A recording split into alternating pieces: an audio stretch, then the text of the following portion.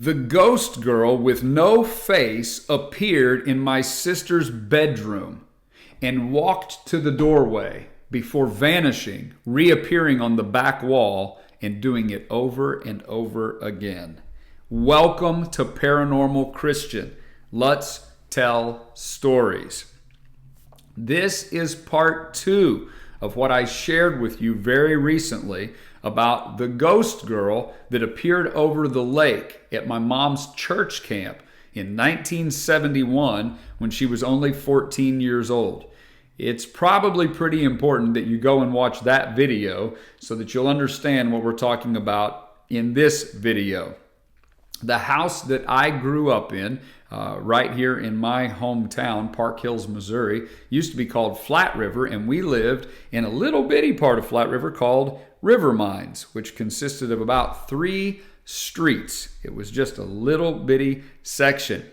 And we had a lot of strange things that happened in that house that we grew up in. Now, when I was born, it was only a 2-bedroom house. There were no hallways in the house. Every room opened to another room.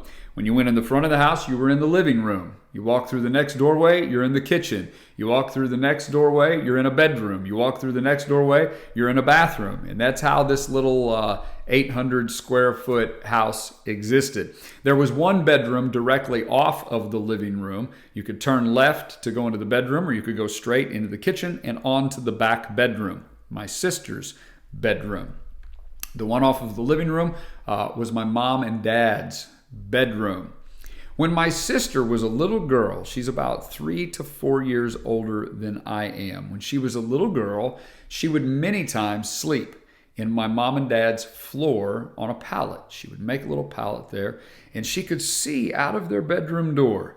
She could see through the kitchen straight into the doorway of her bedroom, where from about 5 years old until about 8 years old, for the span of 3 years, many times as she would look into her bedroom in the night, a girl would appear, a girl with a long flowing gown and long hair and no face.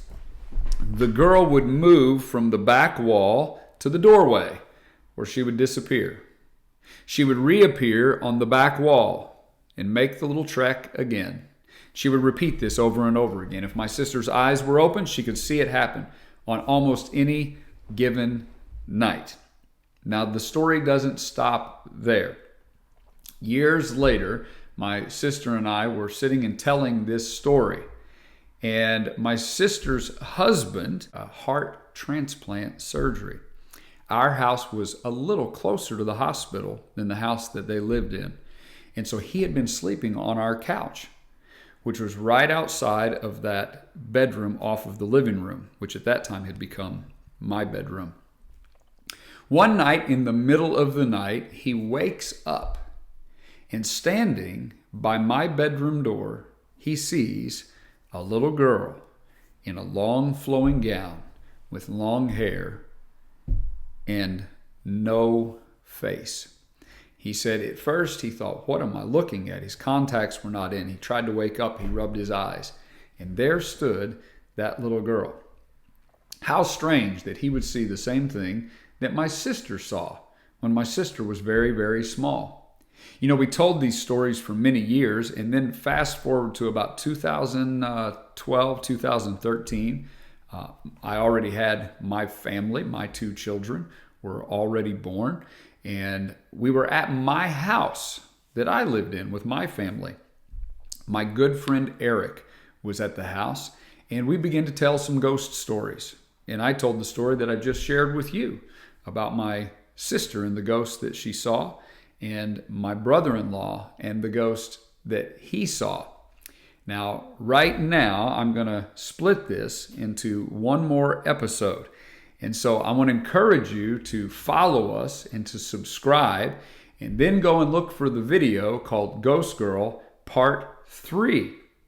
You're also going to need Ghost Girl Part 1 if you haven't watched it yet. I want to thank you for joining us on Paranormal Christian today. Make sure and follow us either on Instagram, TikTok, YouTube, or Facebook, wherever you're watching. We want to hear your stories. We want to hear your thoughts about the stories that we are sharing. Visit paranormalchristian.com. You can grab some merch while you're there, and you can also send your story to us that way through a contact form. And so check out part 3 of this story, The Ghost Girl, but keep your stories coming and keep them PC.